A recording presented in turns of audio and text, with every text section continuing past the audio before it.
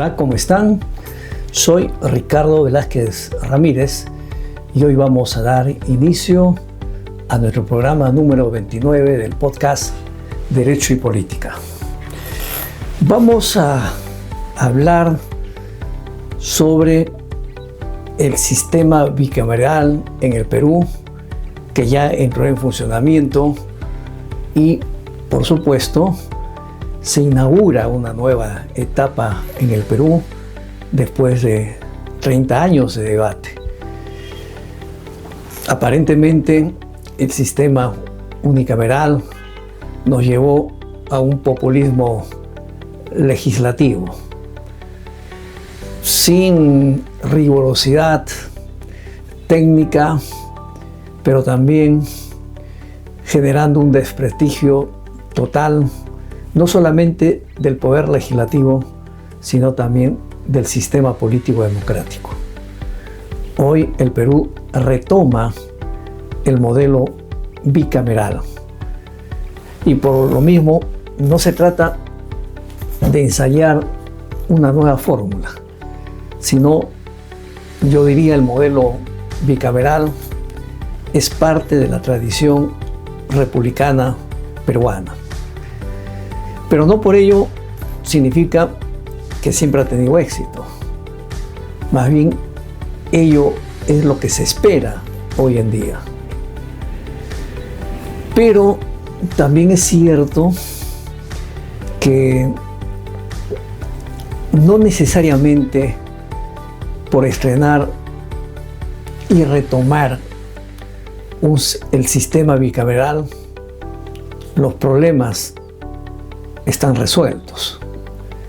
En principio, es una fórmula de freno y contrapeso dentro de un mismo poder, en este caso, del poder legislativo.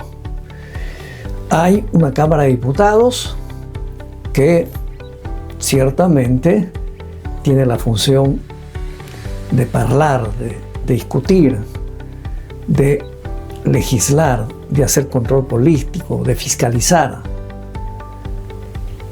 Pero a su vez hay una Cámara de Senadores que se constituye como un filtro, como una instancia reflexiva, como una entidad que debe no solamente revisar los proyectos de ley aprobados por la Cámara de Diputados, sino también tiene la función de elegir a los miembros del Tribunal Constitucional y al Defensor del Pueblo.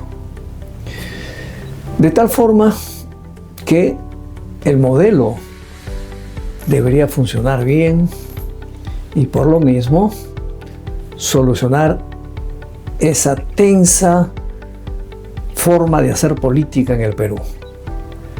Pero ojo, esto tiene que ir acompañado de una cultura política responsable de la clase política peruana, expresada obviamente en los partidos políticos y sobre todo de los partidos políticos que tienen representación parlamentaria.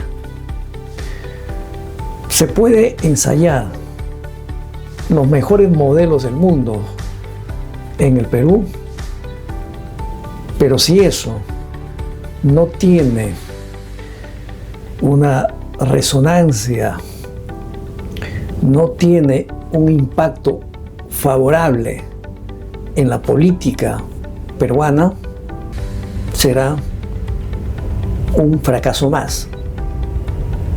Será una situación que, lejos de ayudarnos, se sumará al conjunto de factores que ha hecho que la crisis en el Perú, hablo de la crisis política, se prolongue. La idea es dar un giro favorable hacia la gobernabilidad y la gobernanza democrática. Difícil misión, pero no imposible. Hoy el Perú tiene una prueba importante de su clase política. Paradójicamente, La Cámara de Diputados tiene una mesa, digamos, dirigida por la oposición. Y además tiene en la Cámara de Diputados las comisiones o las principales comisiones lideradas por miembros de la oposición. En tanto que en la Cámara de Senadores tiene una mesa directiva liderada por los partidos y grupos que tienen cercanía al gobierno. Y lo mismo ocurre con las comisiones más importantes. Hablo, por ejemplo, de la Comisión de Constitución, de la Constitución de Economía, por citar dos de ellos. Entonces, la gran preocupación es qué va a pasar frente a dos cámaras de signos distintos. Es decir, una Cámara de Diputados con una clara oposición o dirigida por la oposición, y una Cámara de Senadores afín al gobierno central o al Ejecutivo. ¿Podrá garantizarse la gobernabilidad? El modelo político y parlamentario nos dice que sí, en el entendido que al existir una Cámara de Diputados y una Cámara de Senadores con diferentes signos y orientaciones políticas, es una prueba de equilibrio. Es decir, la oposición no tiene las dos cámaras y tampoco los grupos afines al Ejecutivo tampoco tienen las dos cámaras. Es decir, el poder se ha repartido entre los dos. Si bien es cierto, la última palabra en la aprobación de leyes lo tiene la Cámara de Senadores, pero el modelo establece que esa Cámara de Senadores debe ser un filtro para evitar leyes apresuradas, leyes populistas, leyes que pongan en riesgo el erario nacional, que pongan en riesgo la seguridad económica del país. Entonces, ¿dónde está el reto? No se trata de tener el control de una de las cámaras, sino de demostrar la capacidad de quienes dirigen cada cámara, es decir, la mesa directiva y las principales comisiones, la capacidad de propuesta y de manejo político expresado en el diálogo, pero también en procurar, si no el consenso, al menos la aprobación de una mayoría absoluta. Y lo mismo en la Cámara de Senadores.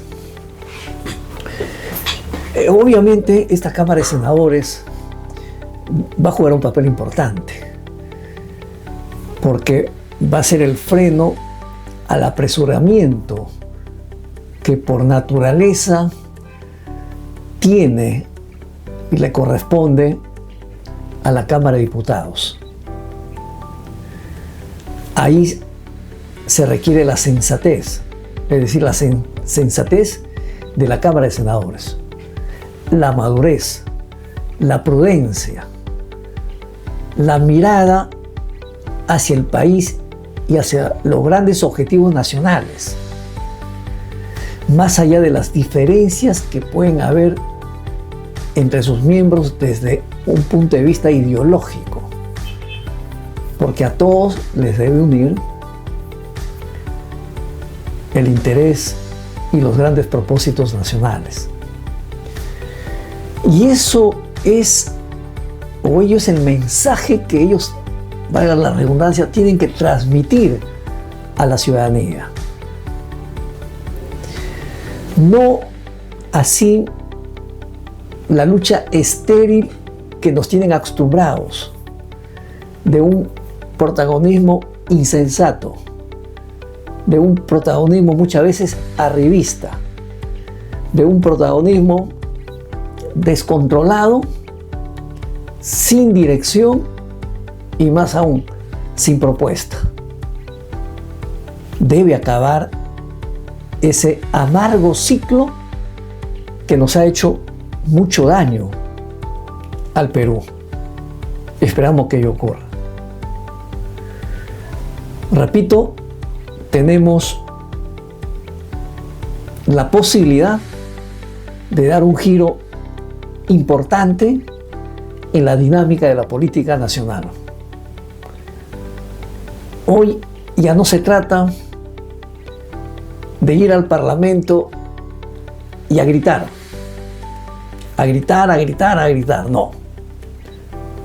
Se trata de discutir proyectos de ley que beneficien a la nación, que aborden los temas centrales y álgidos del Perú, que se atienda las demandas urgentes de los sectores más vulnerables de nuestra nación. Ya no se puede seguir postergando, por ejemplo, la lucha contra la corrupción. No se puede seguir postergando las medidas urgentes contra el crimen organizado. No se puede seguir desatendiendo a las poblaciones fronterizas de nuestro país y a los lugares más olvidados del llamado Perú profundo. Hay que atenderlos, no solamente escucharlos, hay que llevar al Estado con sus programas en los diferentes ámbitos. Hay que generar infraestructura productiva, hay que crear carreteras para garantizar la integración y la comunicación de todos los peruanos, de todas las regiones, departamentos y provincias del Perú. Pues este Parlamento nuevo que se está estrenando, esperamos que se conduzca bien, que sea efectivamente un equilibrio, que haga un equilibrio al poder ejecutivo, porque de eso se trata. No solamente se trata de una función equilibrada del Parlamento, sino que también a su vez cumple una función de fiscalización al poder ejecutivo, pero que no sea obstruccionista, que también colabore para que la gestión pública garantice una gobernabilidad y gobernanza eficiente, ágil, rápida, y así apaciguar las grandes tensiones que hay en el Perú y seguirá existiendo si no se toman medidas. Bueno, el tiempo nos ha ganado nuevamente. Solamente para ya cerrar este tema, decirles que, bueno, he sido invitado, además que soy parte de una comunidad euroamericana que se llama CEDAL, Comité para el Estudio y Difusión del Derecho a América Latina, que en el mes de octubre va a realizar una próxima versión de las convenciones latinoamericanas y euroamericanas. Estamos hablando de la 14 Convención Latinoamericana y de la 4ª Convención Iberoamericana de Derecho. El tema principal o el lema principal de esta convención, que congrega a profesores, alumnos de posgrado, pregrado, magistrados, investigadores, profesionales del derecho y de la ciencia política, es democracia, justicia digital y derechos humanos.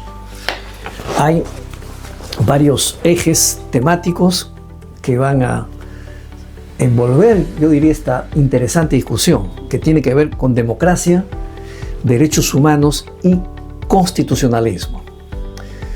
El otro eje es justicia penal y crimen transnacional. El tercero es derecho digital, inteligencia artificial y protección de datos. El cuarto, transformaciones del derecho privado y nuevas realidades sociales. El quinto, justicia intercultural, gobernanza y resolución de conflictos. Y el último eje temático es empresa, compliance y sostenibilidad. Esta convención será en la ciudad de Cochabamba, Bolivia, los días 28, 29 y 30 de octubre. Están todos invitados a este importante certamen que convoca al mundo jurídico de 2 continentes, América Latina y Europa, es decir, Europa y las Américas, ¿sí? Y las Américas. Bueno, ahora sí me paso a despedir, no sin antes recordarles que estamos todos los viernes a las 7 de la noche. Estamos en las diversas plataformas, en YouTube, en Facebook, en X, en Instagram y en TikTok. Y también estaré atento a sus comentarios, a sus sugerencias y obviamente abierto a sus preguntas y dispuesto obviamente a contestarlos. Y por cierto, también a recibir las sugerencias de temas para seguir conversando y seguir discutiendo. Un abrazo a cada uno de ustedes. Hasta pronto. Mejor dicho, hasta el viernes de la próxima semana. Chao.